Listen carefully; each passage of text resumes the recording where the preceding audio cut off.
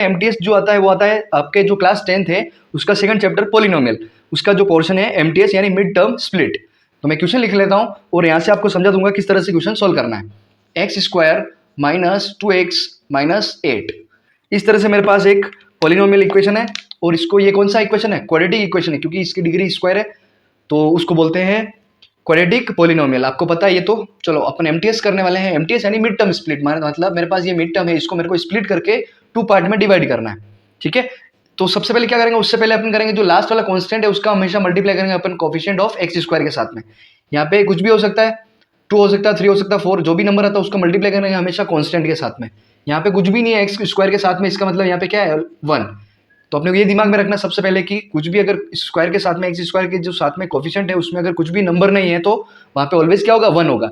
तो मैं -8 को जब 1 से मल्टीप्लाई करूंगा तो वो हो जाएगा मेरे पास -8। अब मेरे को इसके इस तरह से 2 फैक्टर निकालने हैं जिनका मल्टीप्लाई करने पर मेरे पास -8 आए और उनको प्लस या माइनस करने पर मेरे पास ये टर्म आना चाहिए, मिड वाला टर्म, यानी -2 आए। तो सबसे पहले मैं फैक्टर ले लेता हूँ 4 और 2, 4 2 से 8 बनता है, अपने को पता है। अच्छा, एक और बेस्ट तरीका है कि इस पे साइन कैसे किस तरह से लगाए।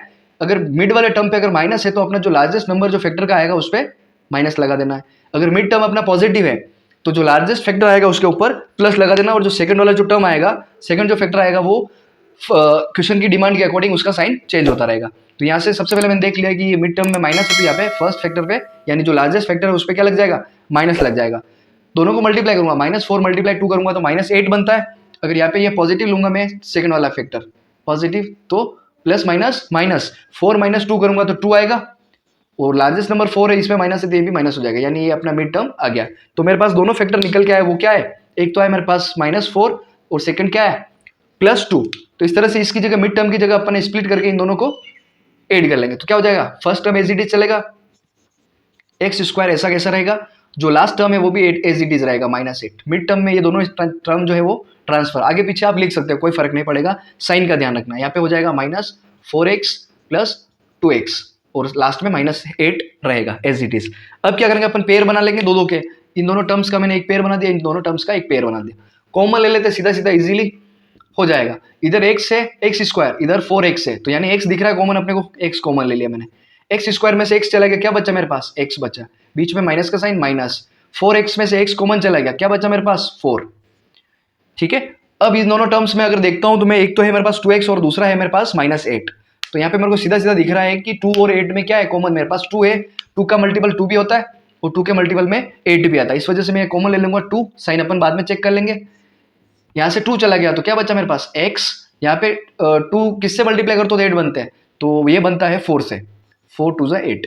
अब अपने को साइन चेक करना है, यहाँ पॉजिटिव थी यहाँ पॉजिटिव कर दो, 2x हो गया पॉजिटिव, +2 को किससे मल्टीप्लाई करूँ, -8 बनता है तो माइनस से, -4 को 2 से मल्टीप्लाई करूंगा अपने फैक्टर जैसा हो गया। तो ये इस तरह से यहाँ तक हो गया सोल्व। अब मैं क्या करूंगा, सीधा सीधा जो बाहर वाली टर्म है उसको एक साथ लिख लूंगा और जो अपने जो कॉमन टर्म है उसको 1 टाइम लिख लूंगा, x + 2, एक तो फैक्टर मेरे पास ये आया और दूसरा फैक्टर क्या है x - 4। जो अपने पास फैक्टर थे उसी फॉर्म में अपने पास ये फैक्टर आने वाले। ठीक है, देखो -4 तो ये -4 इधर आया, x - 4, एक था मेरे पास 2 तो यहाँ पे आ गया x + 2, इस तरह से ये फैक्टर आ गया। अब इसकी x की वैल्यू चाहिए तो क्या करूंगा मैं, x + 2 = 0 करूंगा और इधर करूंगा x - 4 = 0।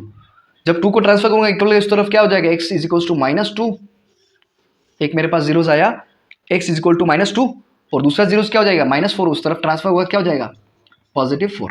तो मेरे पास दोनों जीरोस निकल के आएगा, एक तो है अपने पास -2 और दूसरा क्या है +4। अब इनको वेरीफाई करना है, यहाँ तक आई होप आपको एमटीएस समझ आ गया होगा। अब वेरीफाई करना है तो किस तरह से वेरीफाई करेंगे, सम और प्रोडक्ट की फॉर्म में इनको वेरीफाई करना है।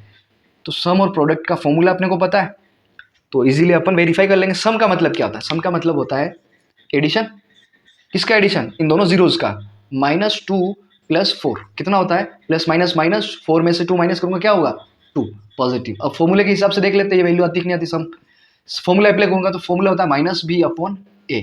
अच्छा, उससे पहले अपने को क्वेश्चन पता होना चाहिए, क्वेश्चन क्या था अपने पास, x² - 2x - 8। ये इसका x² के कोफिशिएंट के साथ में होता है वो होता है हमेशा a, और जो x के साथ में होता है वो हमेशा होता है b, और जो लास्ट में कांस्टेंट वैल्यू होता है वो हमेशा होता है c। तो यहाँ से अपने को ये फॉर्मूले के हिसाब से वैल्यू पुट करनी है, माइनस फॉर्मूले का एज इट इज डाल दो। b की वैल्यू क्या है, b की वैल्यू है मेरे पास -2 तो -2 हो गया, अपॉन a की वैल्यू क्या है, कुछ भी नहीं था अपने पास तो 1 1 माइनस माइनस प्लस तो ये भी हो गया 2, तो तो ये अपना सम वेरीफाई हो गया। ठीक है, अब मैं प्रोडक्ट वेरीफाई करूंगा। प्रोडक्ट वेरीफाई करना है मेरे को, तो इन दोनों का प्रोडक्ट मतलब मल्टीप्लाई होता है, तो -2 मल्टीप्लाई 4 करूंगा तो क्या हो जाएगा 4 2 ज़ा 8, बट ये हो जाएगा माइनस के अंदर। ठीक है, अब मैं कर लूंगा इसका प्रोडक्ट का जो फॉर्मूला उसके अकॉर्डिंग इसको वेरीफाई, जो फॉर्मूला होता है C/A।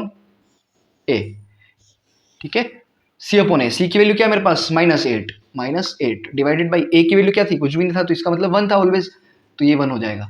तो यहाँ पे भी आ गया अपने पास, इसका कोई सेंस नहीं, तो ये भी हो गया -8, तो दोनों सेम आ गया, तो प्रोडक्ट भी अपना वेरीफाई। तो इस तरह से ये अपना MTS जो था पूरा क्वेश्चन, जिसमें मैंने इसके जीरोज भी फाइंड किए और उसका सम और प्रोडक्ट की फॉर्म में इसको वेरीफाई भी किया।